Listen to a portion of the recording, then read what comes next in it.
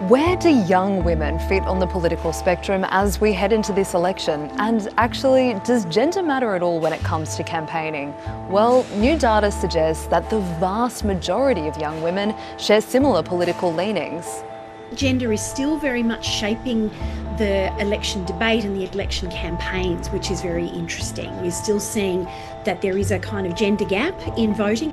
ABC Vote Compass found that 67% of women under the age of 29 describe themselves as left or moderately left. Now, this compares to about 50% of men in the same age category who describe themselves as left-leaning. The trend that's been seen around the world in places like the US that's seen young men drifting to the right doesn't seem to be happening in Australia. But does this generation feel like they're being listened to?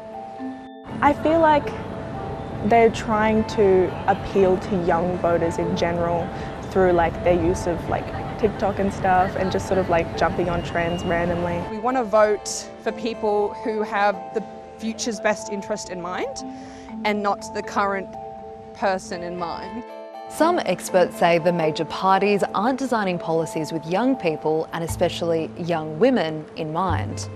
Young women are not yet recognised as a sort of central or a really important voting category. We still see a lot of the offerings more broadly in the campaign have been around cost of living relief.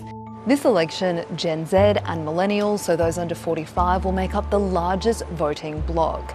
And women make up about half of that, so this sometimes ignored group could help decide the outcome of the election.